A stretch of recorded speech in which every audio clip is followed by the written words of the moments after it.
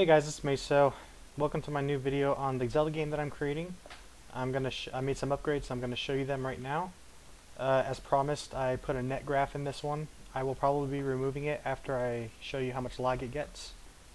So let's go ahead and start this thing up. I'm going to spawn the EGP first. And then I'm going to need a seat and a pod controller. Alright, pod, link that up. I'm going to position this seat so it looks good. Too far, or too close rather. That looks pretty good. Maybe a little more down. Alright, that's good. So I'm linked up, it's green. I'm going to spawn the global variable expression first. And this expression contains all of my global variables that my game uses, including the introduction, text, all the sounds that the game uses, and these are arrays and tables that it puts it in. All the tiles are put in a table. As you can see, a bunch of tiles for the game. All the maps it uses. The maps start at line 104 and it goes all the way down to line 482. Those are all the maps that I have for the world so far. And what it does is it gets encoded into a glon and it gets sent global variably to my master expression, and then it self-destructs after it's done loading. So I'm going to load that. And this is a big expression. Alright, and then I'm going to spawn the my version of Zelda. Spawn that, and then I'm going to wire it up. I'm going to use the Wire Improve tool. This is a really nice tool. Instead of Wire Advance, Wire Improve tool actually wire links the stuff for you. So I'm going to wire link it. Alright, that's finished, and then I just have to refresh my expression, and then my title screen will come up. Now this is the title screen. As you can see, the lag isn't it's not very big. This is probably the laggiest screen in the whole game because it has to keep updating the elements. This text is going to be changed. You can probably hear the sound right now. If not, I'm going to have to turn my volume up in the next video. But I'm going to change this title screen. This is basically a copy and paste of somebody else's text. I'm going to have to come up with my own storyline and whatnot, but this is pretty much the title screen. I'll wait till it gets to the top and then get in the pod. When it gets to the top, it just stops there, and then the start just continues to blink. And like I said, this is probably the most laggy screen in the whole game so far. Alright, and it stops. And then the lag goes away, because that's all it needs to draw is that start. So I'm going to get in, and immediately the main music starts playing. And as you can see, I added a little mini-map. All the tiles have been updated. These are new tiles, and Ben Bob, thank you very much for creating these tiles. I can't thank you enough. Alright, so again, I can move around with W, S, A, and D. My mouse 1 now works. You can hear the sound. Alright. Bombs work now. And if you can actually run into your bomb explosion and you'll lose health. See that? So all my bombs are gone now. I don't have any more. I can't use mouse 2 anymore. I'm gonna go ahead and go to different realms and the mini map, updates, and Zelda's character updates when I'm moving around. And the lag is non-existent. It's great. Let's see here. I don't really have much to show you. That's pretty much all the stuff that I've updated. Eventually, I'm going to have mouse wheel up and down, and the mouse wheel is going to move the inventory up and down. So not only bombs, but you're going to have different items in mouse 2 inventory.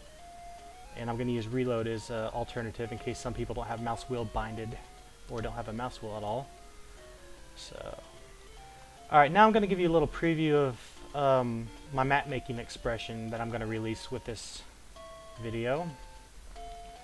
I'm going to go ahead and get rid of the net graph for right now, because that's really annoying. Alright, so I'm going to delete everything because, let me see here, remove, actually undo. Alright, so map making expression. The first thing you need to do, and this is very important, guys, you have to pay attention to this video, because if you miss out on it, then you're going to be asking questions in the forums. Let me clear that. Alright, so the first thing you need to do is make the max sbox underscore maxwire underscore EGP elements, put it at 400. My map making expression uses a lot of elements because I have to draw a grid, and I'll show you that later. But just type in 400, because if you type in 40, 40 is the default. And let's see what it looks like when you have the default elements here.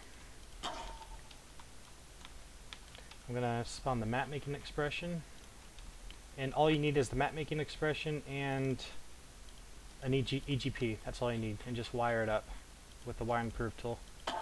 Automatically creates the wire link. Refresh the expression, and this is what it looks like when you only have 40 elements. See that? You need all 400, or you don't need 400, you need 350 something, but I just put it at 400 for now. So that's the map making expression. That's what it looks like when you're going to load it for the first time. And it basically gives you the tiles, all the tiles that you can play with, all the materials. When you open it up, you have a choice to turn the grid on or on. Let's go ahead and turn the grid on to show you what it looks like.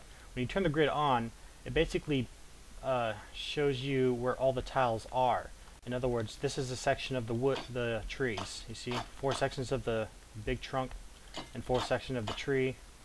You have 9 sections of the path and 9 sections of the whole thing. And then the fence uses different sections. So I'm going to turn the grid off and explain a little about how to use this thing.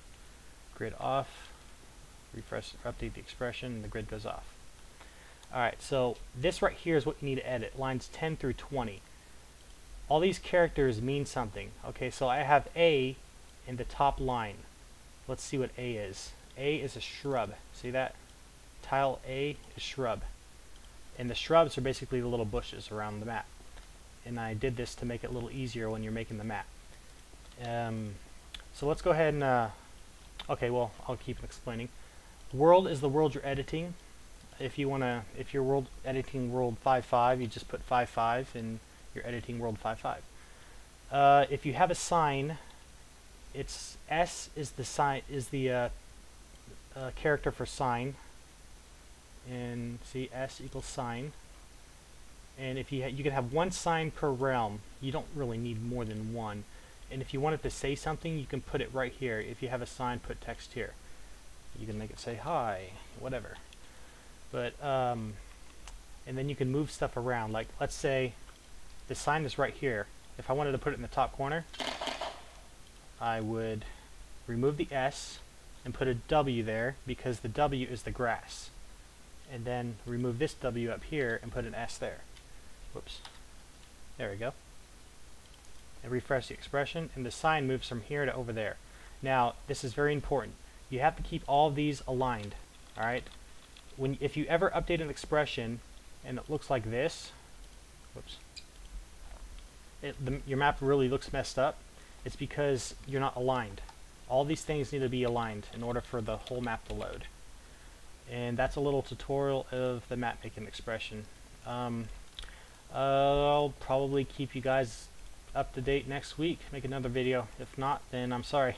I've been really busy lately. Talk to you later. Bye bye.